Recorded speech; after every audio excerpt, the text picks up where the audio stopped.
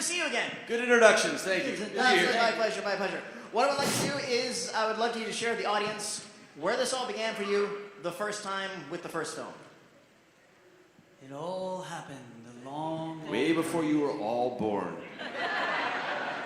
There was a world, a valley called the San Fernando Valley. They were doing a movie called The Karate Kid. I got a phone call to come and meet a casting director, and I did. I went in, and they handed me a script called Karate Kid. They said, go read Johnny. I went home. He's a black belt, bad guy, motorcycle rider. I didn't know karate. I never rode a motorcycle. And the last thing I did was a milk commercial, so I'm like, I don't know if this is for me.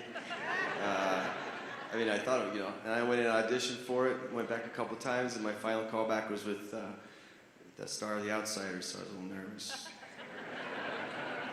And then about a week later, they called me in, and they wanted to see if I could do the acting, but they wanted to see if I was able to do the physical stuff. So Pat Johnson, who trained us for Karate Kid, brought me into a room, stretched me out, bent me in all different kinds of directions, and sent me home. And about an hour later, they called me and said I got the part. That's it. Now I'm still here, 35 years later. So answer your phone, kids. You never know who's calling. So for me, I was in New York at the time, and I got a call that they were casting this movie. It was going to be directed by the guy who directed Rocky. So I said, okay, that's pretty cool. And the name of the movie is The Karate Kid, and I was like, that's lame. And I went to John Avildsen, our director, who directed both of those movies, amongst many other great films, and read with him in his apartment, and you know, just back and forth with the script. And that videotape you could actually find on YouTube of my first reading with him, and also one with Elizabeth Shue and one with Pat Morita as well. It's just fun stuff to do if you're searching around on YouTube, because you're watching Cobra Kai, of course. And so Avildsen, we read the scene, he goes, you know, maybe, I don't know if I could guarantee this for you, but I think maybe you should start taking some karate lessons. And I thought that was a pretty good sign. But I kept thinking about the title, and I said, it's a lame title, and I hope they change it, because otherwise I may have to carry it for the rest of my life. Not really, but I get to say that now, because who knew it was ever going to be a hit. Anyway, flew out to LA, met with Pat Morita, who was a genius as Mr. Miyagi, as we all know, and jumped through some more hoops, as you have to do to, you know, before you get the final call. And then there I was, you know, stretching and kicking and trying to pretend to be this nerdy, kind of tough guy geek from New Jersey, surviving in the San Fernando Valley, and we're still talking about it, and it's awesome. Thank you.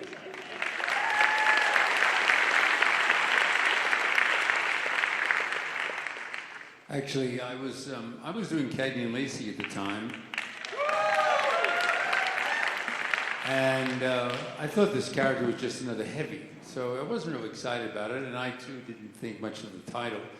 And but I went in there, and the woman gave me the script. She said, you know, come in at the end of the week. She gave it to me on a Monday, the casting woman, and then all of a sudden the following morning she called and said, John Avildsen wants to see you on the set now. And I hadn't looked at the piece at all, and it was Mercy for the Week here and on the streets that I do, marching in the aisles of the dojo. So my wife, she said to me, use the venom and the hatred you have for these people right now for not giving you enough time to prep. So I said, okay. And I just did Mercies for the Week, you know, viciously there. Went right to the meeting with John Avildsen, called him an ass, called the casting woman an ass, went right into this whole speech of Mercy is for the Weak, and pumped myself up that way by telling them that, you know, saying, you know, we all wait to meet directors of your caliber, but we fire our agents and fire our managers, and now you don't give me any time to prop. You're a real ass. And so are you, Caro Jones, the casting woman. Mercy is for the Weak. Went into it, did the same thing in front of the producer, Jerry Weintraub. No fragile egos. They liked it. They thought this guy was psychotic. They thought I was psychotic. And the rest was history. A tremendous feature that I think probably exceeded its expectations, both financially and everything else, and certainly critically it became a darling. Continued on with the series, and then it went fallow for quite a long time, and when did you start to get the curious calls of, yeah, these guys named John and Hayden have a project for you? When did Cobra Kai blip on the radar? Well, I guess, what was it, about 3 years ago now. Is that 3 years It's already? crazy. It's so You guys were fresh. born then.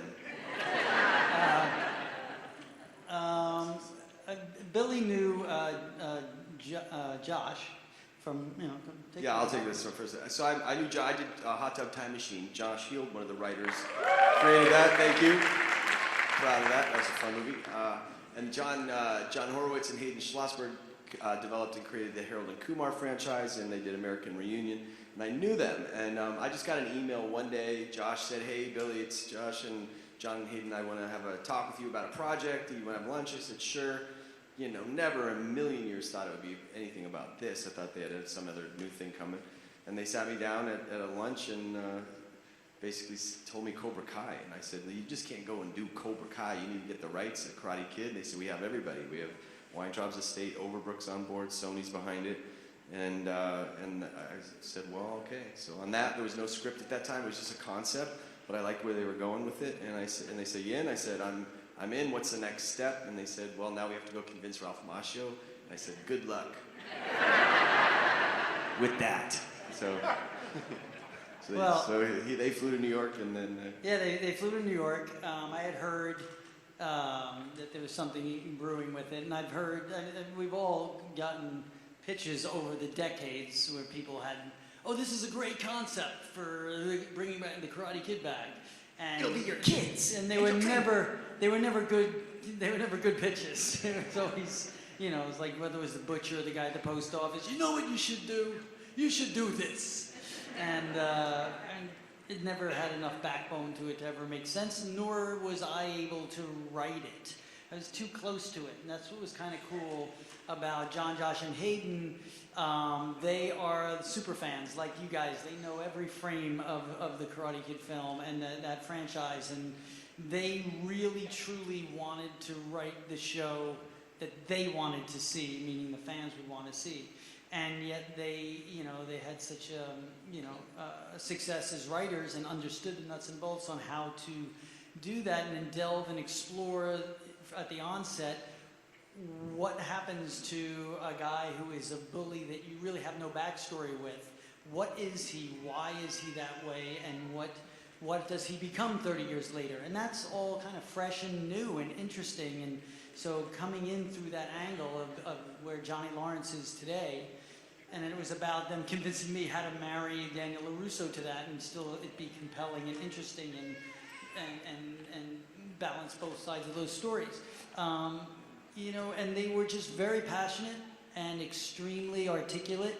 They were also very nervous, but they really had their eye on the prize and their eye on the ball, and I really believe that they wanted to pay respect and homage to the original Karate Kid film. And if I didn't feel that, I don't think it would have made any sense for me, but I really believe that.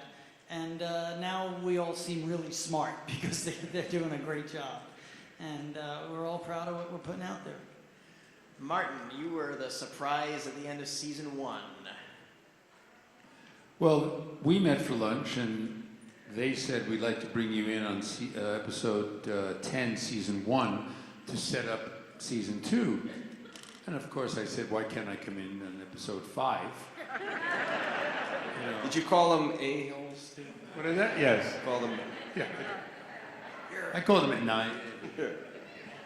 And they said, "No, we really want you to set up the second season with your arrival." And somehow they knew our characters better than we knew our characters. Somehow they knew the story. It was so impressive about how they wanted to pursue this. And I wanted to play the character with levels. I didn't want him to be the John Kreese from the movies. And I wanted some vulnerability, as bare as it may be. But I wanted some colors to this character and some texture, and they said, "We're going to write that." And I said, "Fine." And because they were so persuasive, and because they knew the key characters so well, and Billy and Ralph had signed on already, I said yes. And everything that they've perceived to happen, which rarely happens in Hollywood, there's always so much bullshit in Hollywood, everything they've perceived has happened because they're articulate, and they're smart, and they're honest. So it's been a pleasure to be part of season 2 and working with, these two are just, it's heaven because everything comes up from the movies 35 years ago when we're acting together. So it's like a little miniature phenomenon from a cinematic, theatrical standpoint. So I'm, very happy. Season 1, when it debuted, broke the cynicism of the internet, as I call it, because I think everybody was looking at you guys like, oh yeah, okay, and everybody was agape, and I think a 95% rating on Rotten Tomatoes absolutely proves it. Yeah.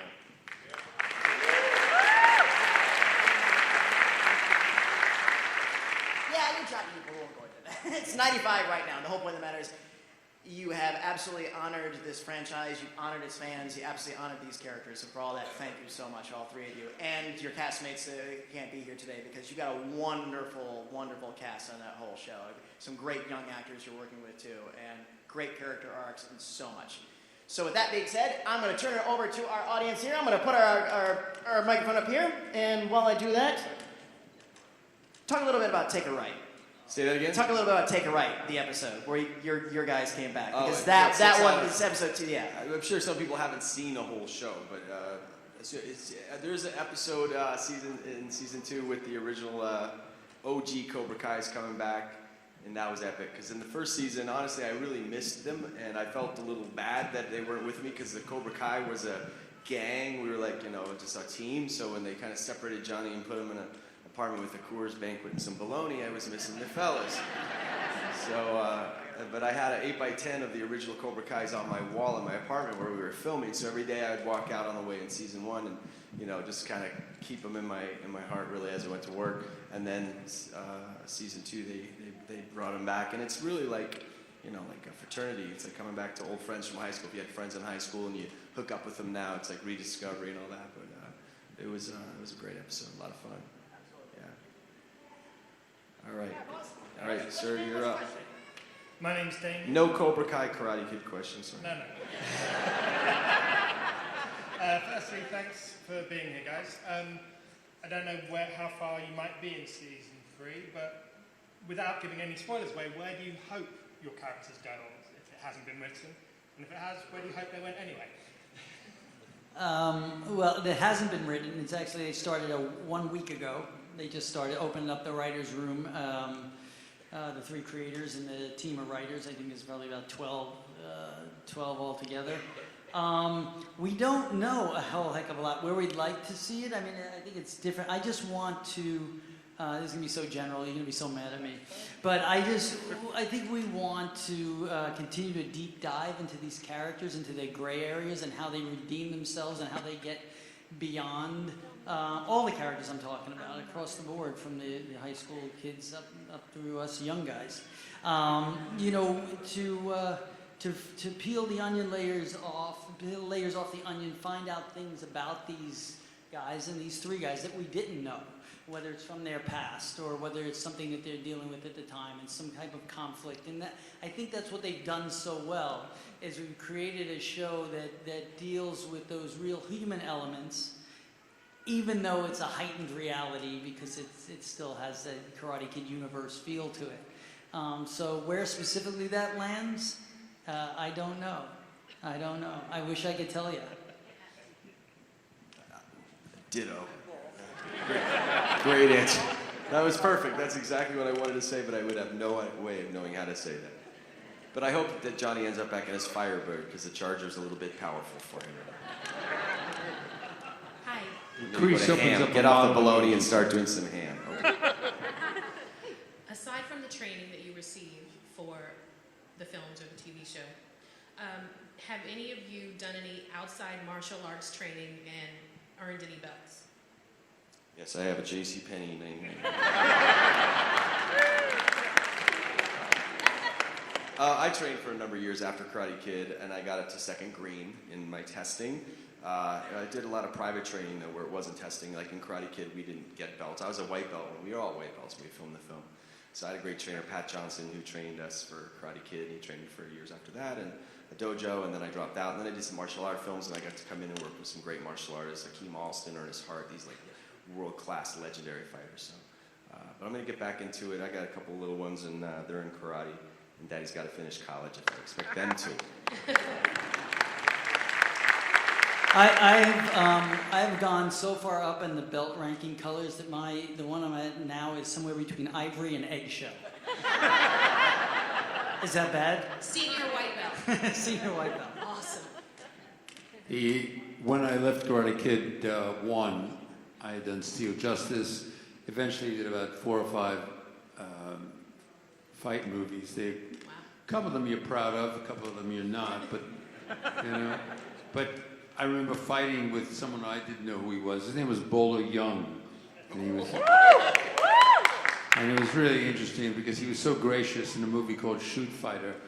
He made me look so good, you know. And I had a broken arm, and it was quite an experience working with some of these really good fighters who had been in tournaments, you know, all their lives and just started working in films. And they were really gracious, lovely men, but they were unquestionably like Pat Johnson. They were just so skilled at what they do. They could, you know, snap you in a second because they're just so well groomed as martial artists.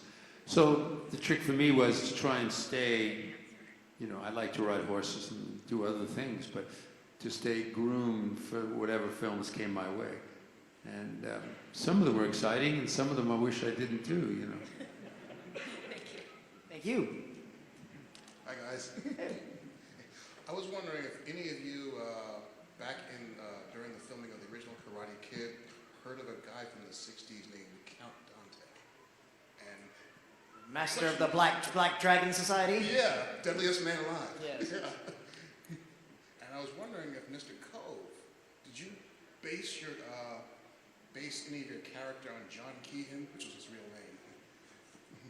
John Keehan, John Kreese. Yeah. No, the character was based pretty much on someone that Robert Kamen had trained with in, I think it was the Marines. It was the Marines, and he said, which was hard to believe, that there was someone more psychotic than John Kreese. Robert Kamen wrote the original Karate Kid film, so that's He was what a black talking belt. about. Yeah. Yeah, he was a good martial artist, and that's what he based his character, his John Kreese on, was his Marine drill sergeant. So I never heard that story. But there are people who, you know, I have met who believe that my character was based on them. And it's interesting, I just never like to meet them again.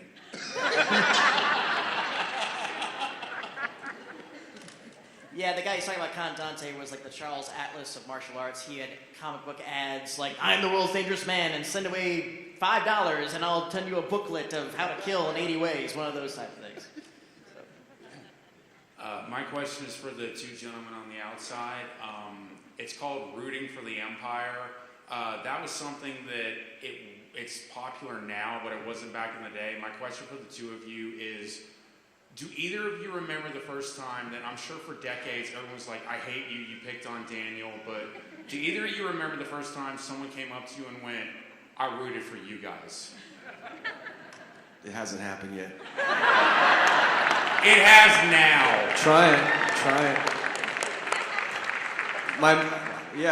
When we were filming it, everybody was booing, you know, in between takes, and my mom, she's like, I'm rooting for you. She was sitting in the stands. So, you know, there's always been some fans, I think, of Cobra Kai, you know, and I think for me, I think Marty gets a little bit, you know, he was kind of more unredeemed. Johnny at the end of Karate Kid, there was a moment of redemption where he's, you know, he has a concussion from the illegal kick, and he stumbles over like a drunken sailor and says, "You're all right, LaRusso," you know, and so he has that moment of, you know, of he turns around a little bit there. So I think he was, you know, there's some people that, you know, nobody ever said, I hated you. They always said, and I know for Marty too, that I love to hate you. It's fun to play somebody that you know, that you love to hate, because yeah, it's a fun thing. So anyway, yeah. Thank you. Your movie's only as strong as your best villain. I forget who actually said that, but it's always so important to have those characters that you absolutely love to hate. So then if you're rooting for the protagonist, it's because of how great they are as the nemesis. That certainly helped. When was the first time somebody I said knew that was coming. I say the YouTube video. You're the bully. That you did that thing. Yeah. There was Hi, Marty. I was doing a commentary for this a Wyatt Earp, this Kevin Costner picture that I had done, and the producer of the commentary is asking me questions, and he said something really nice. He said, he was talking about you. He said the light would not have burned as bright. The light of Mr. Miyagi and Daniel would not have burned as bright if the darkness wasn't so dark, you know? And that was very astute. I mean, I never heard that before. But it was really interesting because he was, you know, he was a big fan of our movies, and it wasn't quite the subject matter of the commentary, but he was more comfortable with talking about light and darkness as a concept in a movie than even Wyatt Earp, you know? So there was an example for me. Thank you. Hello. Hello, I'm Crystal. First of all, someone already asked my question, darn it. But Ralph, I wanted to say I loved you on Dancing with the Stars. Can we just loved you. My goal was not to suck, and that's so I reached that. But thank you very much. Excellent job at not sucking. Thank you. You're welcome. I was wondering, I think I read somewhere or saw somewhere where you talked about during the skeleton scene in the original movie, you got injured. You got a nice little kick in the face from somebody. Any injuries now that you gentlemen are not 29 anymore? This go around? Yeah, getting out of bed this morning. Everything hurts a lot more and requires a lot more stretching. Billy and I always talk about. It's all about staying loose, injury prevention, and yeah, it's there haven't been. Although my knee from kicking that door in episode 10 of season 2 of Cobra Kai, it still bothered me a little bit because I wanted to really kick that door in, and I'm paying for it a little bit with the right knee for some You put his reason. foot through that door. I put it, but first of all, it was made of like Well, it was balsa wood, but It was still, balsa you did wood. it. But for LaRusso, that's a big achievement. So you put a hole in that door. I know, but yeah, I was very determined, and I'm paying for it, but not very bad, just annoying. When I did my fight with Marty at the first episode, we rehearsed for a while, but when you're doing it fast, you know, things happen. And one, I pulled my groin. That didn't feel good. Two, I was advancing on him, and he didn't move back fast enough or something. I jammed my big toe into his foot, and my toe went in. And a freaking electricity went up my leg like that. And nobody knew it but me. And there's a guy over there that's got a blonde wig just chewing on an apple waiting for me to screw up so he can jump in and do it. And I'm like, no, I'm doing this. So so I go over to the corner and nobody saw it, and I just literally popped it out. And, it's the best thing, you know. If that happens, do it. It's instant relief, you know. But just pop. And then that was, so I had a pulled groin, I had a jam toe, and then at the end I'm tackling Marty into the mat. And it's a full football run, and I'm tackling him like a football player, and I'm landing on a mat. But I took his whole weight and my whole weight to the ground each time, and I would land head first on the mat. So after doing that like 10, 15 times, I didn't realize it because there's so much adrenaline going. And then after a craft service, I went over, and I was like, wow, my head is really hurting. Really bad headaches. I kind of probably had a little minor concussion. Probably still do. So, yeah. But that's not just because of the age. That's because we don't have the time. Like, we did Karate Kid. We had months to prepare our fights. Ralph and I did 3 months before the final tournament. It's fast. Television's fast. It's like it turns around. We have, like, really fast, and they shoot it really fast. So there's a little more... There's more margin for error there a little bit. But fortunately, nobody got hurt this season, really. Except for one broken nose. I don't remember her name, but... What? Kidding. Just to give you an insight into how much more time you have in a movie than a TV series to do action, I went to the premiere of John Wick and bumped into the director, and he came up to me and he said, this is last week, and he said, I just saw Cobra Kai, and I, binged it all day today, and, it was great. I loved it. And he said, what are you doing here? And I told him I like to see if Keanu Reeves is doing his own action. That's why I'm here, to watch the movie, because I hear he does his own work. And then he says, yeah. And he said, do you do a lot of action on your piece, in the show? And I said, yeah, but we only get a short period of time to rehearse. And he says, how much time do you get to rehearse? And I said, oh, 10 minutes, you know. And I said, how much time do you have on your action? He said, well, we had some time. And I said, how much? He said, 6 months. So for that John Wick movie, they had 6 months to rehearse all that fighting. These two, that fight in episode 10, I loved it. I just saw it again last week. And I loved watching these two fight, as I'm sure all of you did. As we all do, I guess. Yeah, it was a great fight and so intense. And I loved the machismo in there. I just thought it was conceptually sensational. And the work was great. And they get less time to do it for that fight than any of us throughout the whole season. So kudos. Thank you. I love the moments in each season where you guys get that close to burying it, that close, and then something just always knocks it out, you know. And everybody's at the edge of the seat. They're finally going to be pals. They're finally going. Oh. They keep that ball up in the air. It's fun because it's fun to play. I mean, we really enjoy playing these guys when they just let the guard down a little bit and get along. It's some of the most, you know, it's equally as intriguing and compelling as when they're in each other's face, and that's kind of so that'll be that balance of how to sustain that. So that's on the plate right now. Awesome. Hey. Hi. So 35 years ago, you guys were preparing for the movie.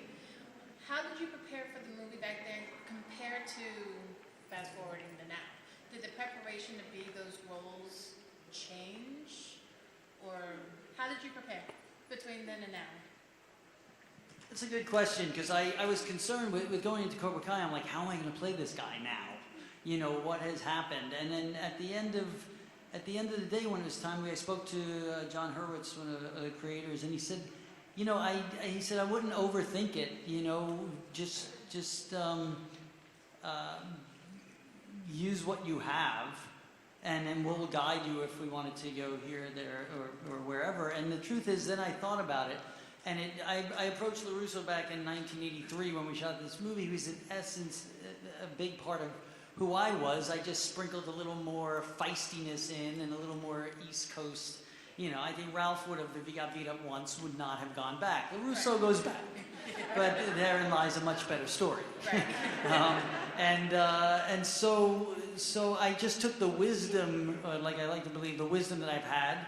I've been married for decades now with 2 great kids, and LaRusso's married a long time with a couple of kids. So I just, you know, the difference is he's lived life. And so it wasn't that big of a difference. I approached it from an honest place and a truthful place, and then just sprinkled the LaRusso on top. For Karate Kid, I mean, having known no karate, I think Johnny was built really by Pat Johnson. Like, I give him so much credit, just the way he would think and all the training. He was a very physical character, and he instilled all the stuff that Pat Johnson, who trained us before Marty was cast, he acted as Kreese.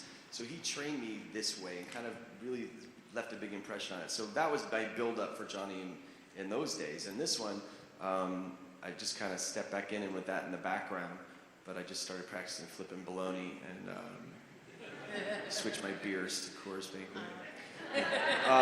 No, but it was very the same. I mean, it's the same as Ralph. Life happened, you know. I mean, I was 18 years old at that time. You don't know much, you know.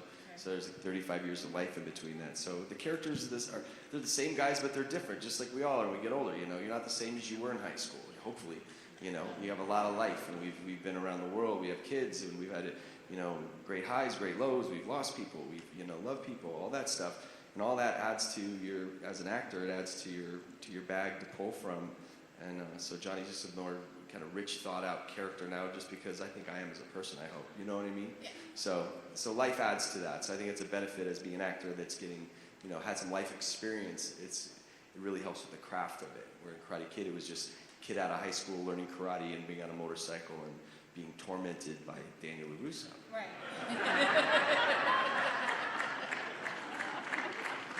There's the answer to that one. Thanks. All right. Thank you much. Thank you. How you guys doing today? Good. I just want to say I love this show. Love it, man. Love it. What I have to say and what I have to ask is for all you guys. This is what I have to say and this is what I have to ask. Is Julie Hilary Swank going to be a part of season 3? If she is, like Daniel, it should be like she come up to like the grave. I guess she's praying and whatnot, and you walk up on her and say, "Who are you?" Such and such. But is she gonna be a part of season 3? Is she gonna be a main character? Or how is it? We're not writing it, so we can't answer that question. But I think we should get you in the writer's room right now. Yeah, but I like that scene. Yeah, that's gonna be the opening of season 3. Right. You know, Right now, suddenly. this guy's gonna be Yeah, like, excuse exactly. me, I have We'll a see you lawyer. on set. Next year, we'll try to get the showrunners here as guests. And you can I throw think, that. listen, I will say this much. That's all possible because even though Daniel and Julie we never saw them together, they must have known each other through Miyagi in some way. So that's the beauty of this show. There's so much to pull from that universe of all 4 of those films that could be, I think, as the writers always say, if it can work organically into the story and propels the whole vision forward, then it's all possible. So we'll see what happens. You guys take care of yourself. Thank you so much. Thank you. Hi. Hey, hi. Hi, I'm Stephanie. I'm here with my children, Jacob and Sophie, and I saw Hi. the original movie when I was 8 years old, and it's so fond memories for me. So their question is, what is your favorite episode of Cobra Kai? Wow, that's a good one. Do you have a favorite? You know what's really hard it would be hard to say what episode, because the movie, it's shot like a 5-hour movie diced up into 10 parts. So it would be like saying what's your favorite part of the movie. There also is, it would be hard, I would say. I love working with anything with Ralph and Marty's great. I love working with the original Cobra Kai's. And I love working with the kids. I love them all. You know, I think all the scenes, all special. It'd be hard to pick. It'd be like trying to pick a... It's tough to pick. I can't pick one. I mean, I could pick some of my favorites of season 1. I love the second episode because I just love our first scene together in the dojo. It's still one of my favorite scenes in the series to that point. Episode 5 of season 1 I like because that's the Miyagi grave scene. It's a sort of a turning point for LaRusso to recalibrate his life and put the headband back on and all that stuff. And episode 9s of both seasons of fun when he and I are getting along after a couple of drinks, and and it's great. There's so many, but those are the ones that pop into my mind right at the moment. It's really difficult. But my favorite, the 2 favorites, and when I'm in the shelter with Billy and I expose myself to what life has been like in 30 years, and it was so well written, that scene. And then the scene where I play with one-on-one with Ralph in the garden, where I tell him that, war is just a lull between battles. That whole... War is just a lull between battles. You're really bad. It's peace is a lull. Is that what it was? War is just a lull between the real war. See what happens? You learn the lines once and then they go away.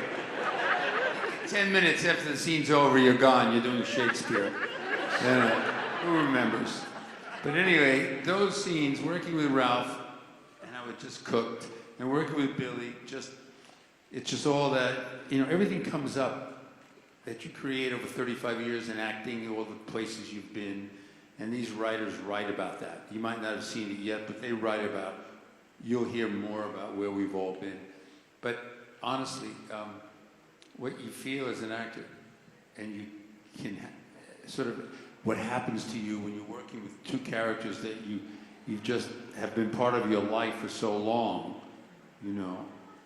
that things happen that are very exciting and different emotionally. And it's hard to pinpoint what's the best, but those 2 for me, because it's with them, were the most exciting for me as an actor. Thank you. Good question, kids. Thank you. My favorite episode is when Stingray wins the competition. How you guys doing today? Good. First off, I want to say, Mr. Crease, how you knuckles doing there? Oh, they're good. They're good. Just want to make sure. The other things hurt, but they're good. I might have rewind that scene like 100 times. Just want to say, all you guys do a great job, and I hate everything. It's the best show I didn't like in about 30 years. That's the greatest quote right there. I want a T-shirt with that. I do, I'm being honest. And Johnny, you talk about the bologna, you didn't add the Slim Jims too. Oh yeah, the Slim Jims. Slim yeah. Jims. But the only question I had to ask is, without giving any spoilers, with Kreese being a lunatic and this new so-called Cobra Kai going into I'm season, just misunderstood, by the way. you know what I mean. Season 3, is it possible, don't say a word, is Terry Silver coming back? That's all I want to know. Okay, we won't say a word. I mean, I just want to put it out in the universe, you know what I mean? So, just want to tell you guys you do a great job, and like I said, I don't like anything, I hate everything. That's so awesome. The best thing in 30 years I've seen. Thank you. Thank you very much. Thank you very much. Hi guys. Hey. I'm Trey. This is mostly for you, Billy. I just wanted to let you know, first of all, I was in elementary school when the Karate Kid movies came out, and you made it really, really difficult for a devastatingly handsome blonde guy to grow up Yes, I'm so in sorry. that era. It was I knew it when I was doing it. I thought all those handsome kids. between you and Mark Paul Gosselaar. It was the assumptions were just It was rough. But college was fun, wasn't it? Absolutely. High school was tough, but college. All right, pretty boys, get to the question. What's the question? No, my question for you is, I've always been curious. Have you guys ever had like a crazed fan who came up to you and like wanted to challenge you, who kind of had trouble separating reality from fiction? Like, have you ever had to put anybody in a body bag?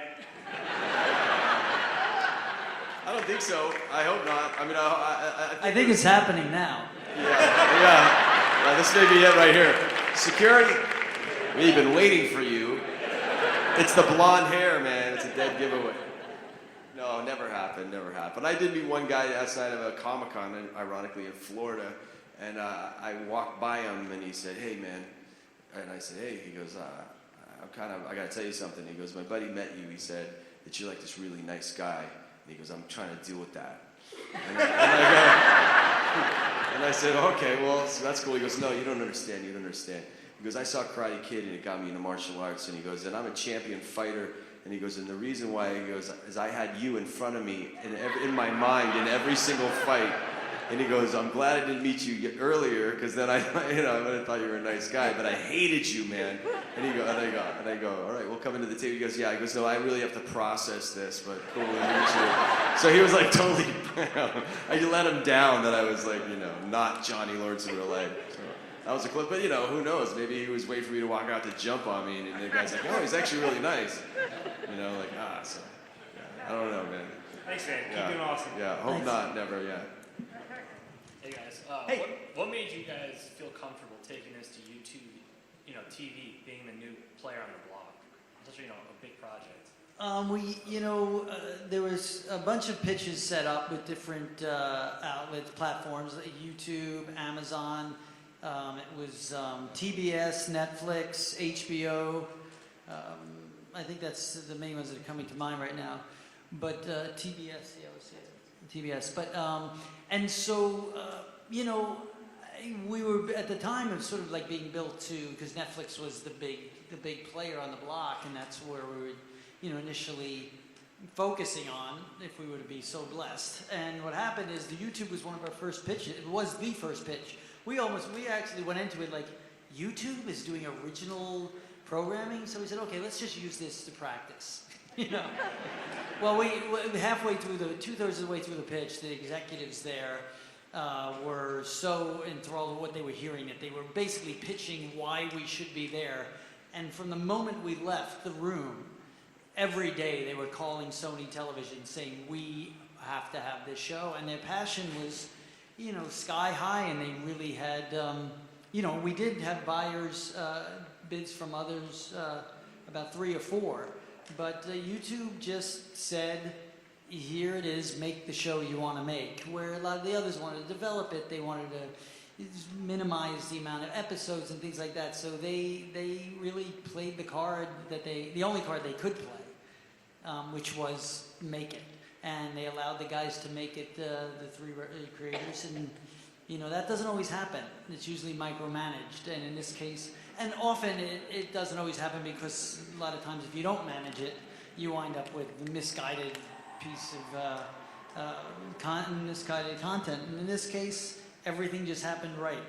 Everything happened right for the Karate Kid, and everything's kind of happened right for Cobra Kai for reasons that might even be beyond us. But thanks to you, we get to keep doing it.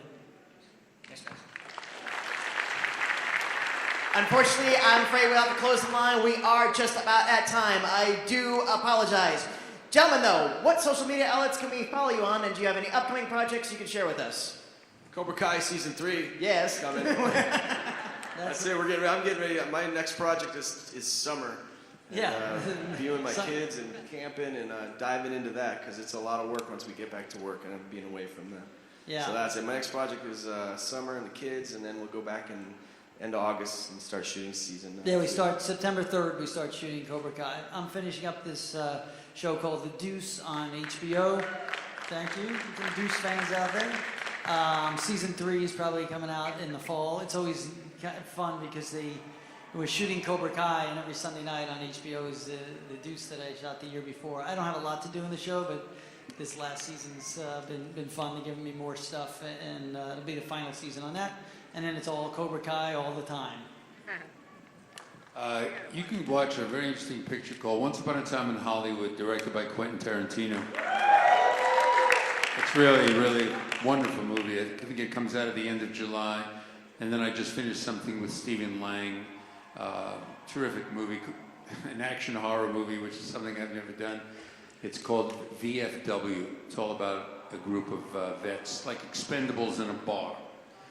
It's a popcorn movie.